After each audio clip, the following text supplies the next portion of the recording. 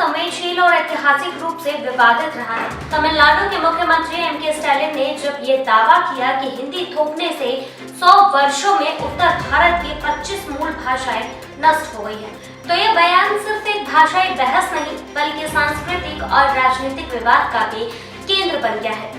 उनकी ये टिप्पणी उस व्यापक भावना को दर्शाती है जो तमिलनाडु और अन्य गैर हिंदी भाषी राज्यों को दशकों से व्याप्त रही है। एक आशंका है कि हिंदी का वर्चस्व क्षेत्रीय भाषाओं को खत्म कर सकता है। भारत की भाषाई संरचना अत्यधिक विविधतापूर्ण रही है। भारत के बाद भाषा को लेकर कई आंदोलन हुए हैं, जिनमें सबसे बड़ा तमिलनाडु में हिंदी विरोध आंदोलन था।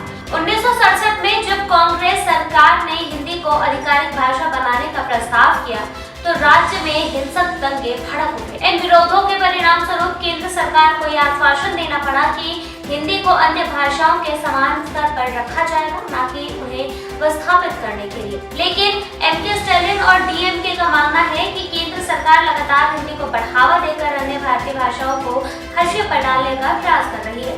उनकी दलील है कि उत्तर प्रदेश, बिहार, राजस्थान, हरियाणा, उत्तराखंड और छत्तीसगढ़ जैसे जगहों पर पहले से ही मौजूद क्षेत्रीय भाषाएं भोजपुरी, अवधी, ब्रज, कुमाऊनी, बुंदेली आदि धीरे धीरे कमजोर हो चुकी हैं। हालांकि ये भी सच है कि ये भाषाएं अभी भी लोक सांस्कृतिक और जनजीवन में जीवित है, भले ही वो मुख्यधारा की शिक्षा व्यवस्था में स्थान न पा रही हो। स्टालिन के बयान पर भाजपा ने तीखी प्रतिक्रिया दी, इसे मूर्खतापूर्ण बताते हुए खारिज कर दिया।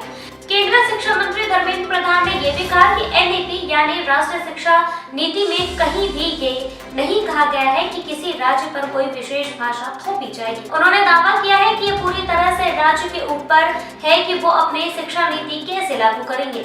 लेकिन स्टालिन और डीएमके का आरोप है कि केंद्र सरकार अप्रत्यक्ष रूप से हिंदी को थोपने का प्रयास कर रही है और राज्य सरकार पर आर्थिक दबाव बना रही है।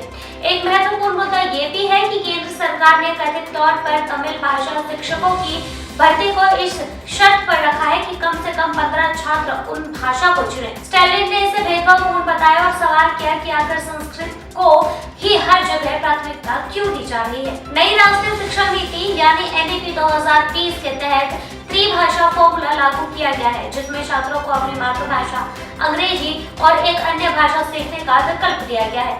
डीएमके का आरोप है कि ये नीति केवल हिंदी और संस्कृति को बढ़ावा देने का उपकरण बन गई है, जबकि तमिल जैसी अन्य क्षेत्रीय भाषाओं को हाशिए पर डाला जा रहा है।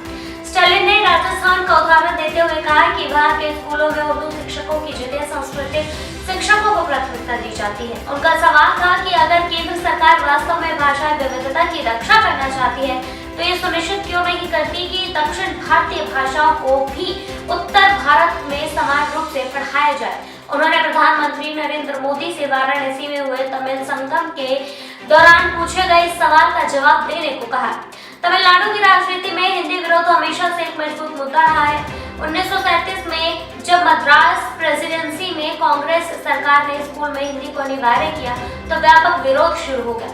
1940 के दशक में इस मुद्दे को रद्द कर दिया गया, लेकिन 1965 में जब हिंदी को आधिकारिक भाषा बनाने की कोशिश की गई तो तमिलनाडु में उग्र आंदोलन हुए। इसके बाद केंद्र सरकार को ये स्वीकार करना पड़ा कि हिंदी को अनिवार्य नहीं बनाया जाएगा। आज भी डीएमके और अन्य द्रविड़ पार्टियां इसे एक सांस्कृतिक पहचान के मुद्दे के रूप में देखती है। उनका मानना है कि तमिल जैसी प्राचीन भाषा को संरक्षित रखना सिर्फ तमिलनाडु की ही नहीं बल्कि पूरे भारत की जिम्मेदारी होनी चाहिए। डीएमके और भाजपा के बीच चल रही ये बहस केवल भाषा ही नहीं बल्कि राजनीतिक भी है। 2026 में तमिलनाडु में चुनाव होने हैं और डीएमके ये सुनिश्चित करना चाहती है कि भाजपा राज्य में अपना विस्तार न कर पाए। हिंदी विरोध, तमिल पहचान और केंद्र की दक्षिण भारत विरोधी नीतियों का मुद्दा उठाकर डीएमके राज्य में अपनी पकड़ मजबूत रखना चाहती है। वहीं भाजपा इसे राजनीतिक नाटक बता रही है। केंद्रीय मंत्री धर्मेंद्र प्रधान ने कहा कि तमिलनाडु सरकार ने पहले राष्ट्रीय शिक्षा नीति को लागू करने पर सहमति जताई थी, लेकिन अब राजनीतिक कारणों में अपना रुख बदल लिया है। इसी बीच मशहूर तमिल अभिनेता विजय ने भी इस विवाद पर टिप्पणी की। उन्होंने डीएमके और भाजपा दोनों पर निशाना साधते हुए कहा कि ये पूरा विवाद एक राजनीतिक नौटंकी है। दिलचस्प बात यह है कि विजय खुद राजनीति में आने की योजना बना रहे हैं और ये देखना दिलचस्प होगा कि वो इस मुद्दे पर आगे क्या रुख अपनाते हैं। भाषा विशेषज्ञ इस पर अलग अलग राय रखते हैं। कुछ का मानना है कि हिंदी ने क्षेत्रीय भाषाओं को प्रभावित किया है, लेकिन उन्होंने पूरी तरह से नष्ट नहीं किया। भोजपुरी, अवधी, ब्रज जैसी भाषाएं आज भी बोली जाती है। हालांकि बौद्धिकारिक स्तर पर हिंदी के तहत सहमति हो गई है।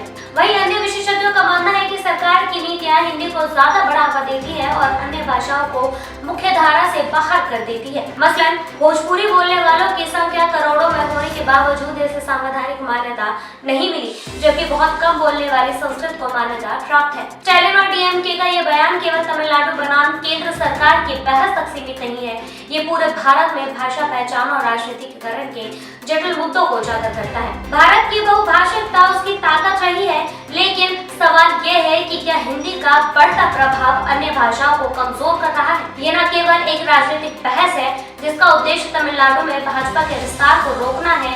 ये मुद्दा सिर्फ एक भाषा को लेकर नहीं, बल्कि ये भारत की सांस्कृतिक विविधता, उसकी शिक्षा नीति और राजनीतिक समीकरणों से भी गहराई से जुड़ा हुआ है। फिलहाल के लिए बस इतना ही। इस रिपोर्ट पर और भी अपडेट्स के लिए जुड़े रहिए हमारे साथ और देखते रहिए ताजे देश को। साथ ही ऐसे ही और भी खबरों को देखने के लिए हमारे चैनल को लाइक, सब्सक्राइब और शेयर करना ना भूलें।